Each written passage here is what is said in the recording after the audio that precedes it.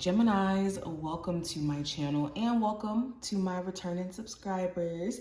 Let's go ahead and get into your reading. I was supposed to actually be coming back for you guys like the 1st of January, but I missed recording and I was like, you know what? Let's just start posting now and get on our schedule that we want to do for the new year so we can get a head start. So I'm excited. Anyways, let's see what the week has in store for you. Any information that you may be looking for will be in the description. And we're going to pull some oracle cards too. But first card's going to represent the overall energy, Geminis. We have the 9 of Pentacles. The hidden influence for you, we have the 6 of Wands. Okay. Love, we have the Ace of Pentacles. Career, we have the Knight of Swords. Possible challenge, we have the 8 of Wands. And the outcome card, we have the Temperance card. So I'm a little jealous. You guys have some really dope cards. Let's pull the oracles. Let's see what we got here.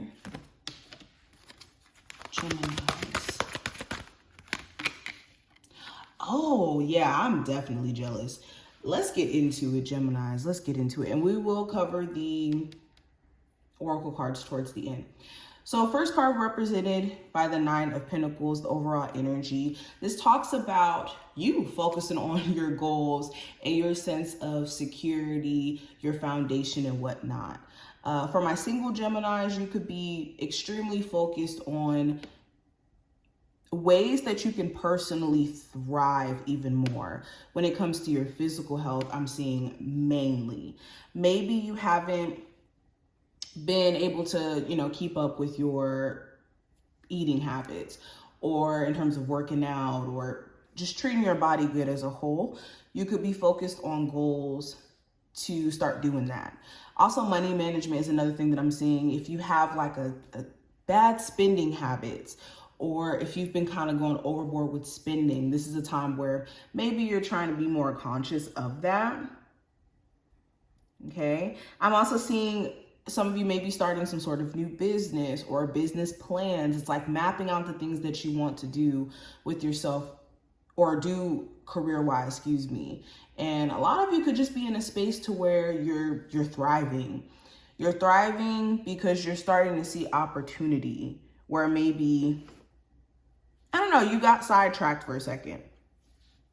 Now, what I have in terms of the hidden influence, I have the 6 of Wands. So the hidden influence could be Aries, Sagittarius, or Leo specifically, if this is a person. Certain things that they bring to the light or that may get brought to the surface about this person. Or this could be your desire for success.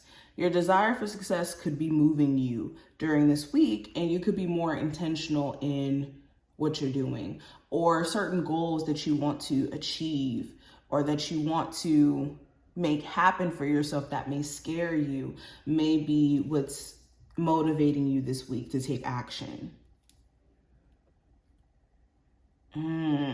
It could be things that you've accomplished this year, things that you could say, you know what, I did that. I successfully completed school. I successfully lost this amount of weight. I successfully built this business for myself. I successfully got away from this bad living situation. It could be just how proud you are of yourself, or how other people may be proud of you. Now, in terms of love, we have the Ace of Wands. So with the Ace of Wands, not Ace of Wands, the Ace of Pentacles, I'm sorry. With the Ace of Pentacles here, this does talk about the opportunity for something stable to come into your life. So if you are looking for new love, there could be somebody new who manifests, where there is potential for this connection to be something really, really long-term, because we are dealing with Pentacles. For others of you, if this is somebody who you've been dealing with, you could be looking at ways to strengthen the existing connection. How can you guys have more of a sturdy foundation based off of trust, based off of you guys, knowing that you guys can truly be emotionally vulnerable. Some of you may even meet somebody new at work. or be hidden. You may start to hit it off, with somebody who you work with.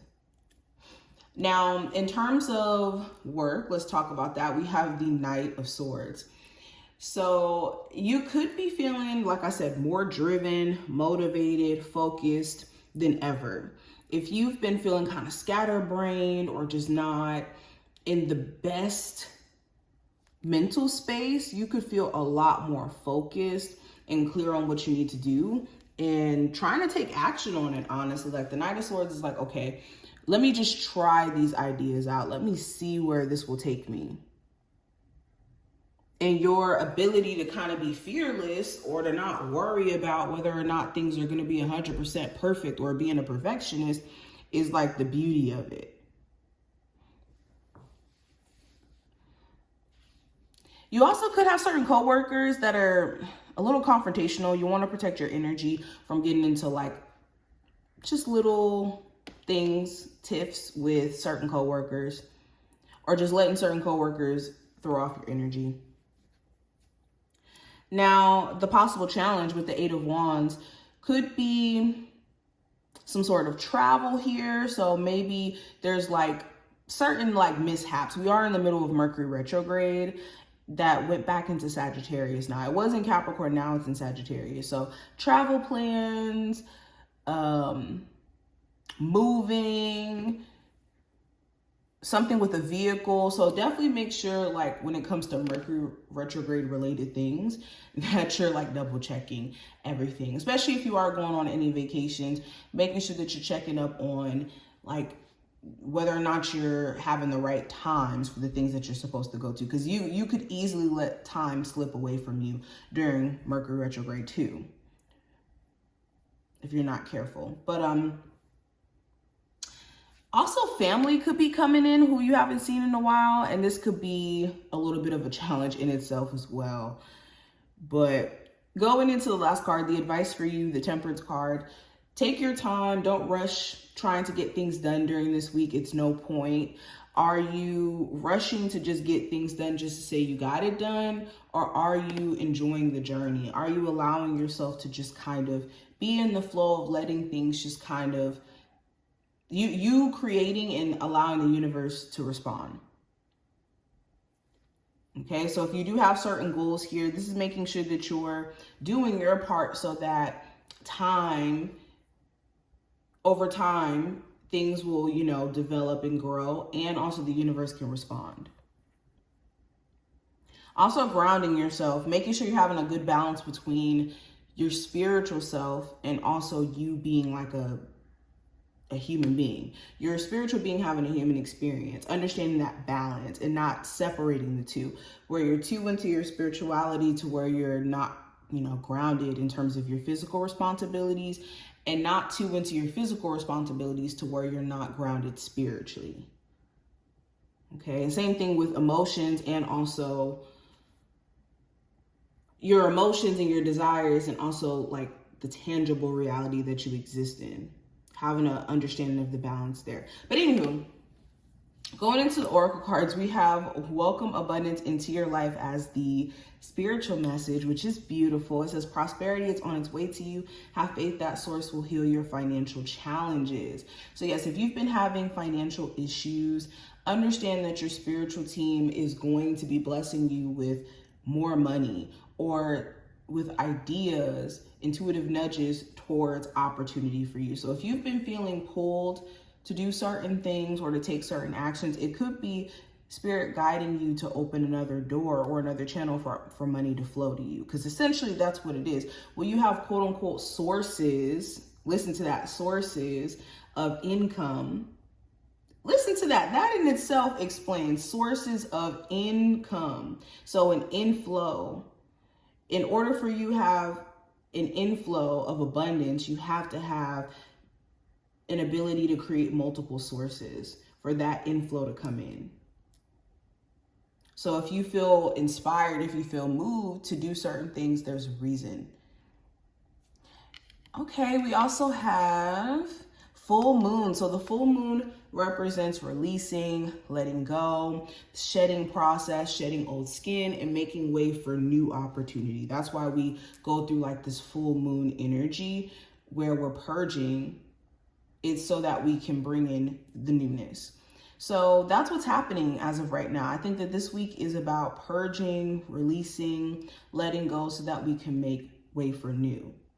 And that's essentially what you guys have been doing this whole year.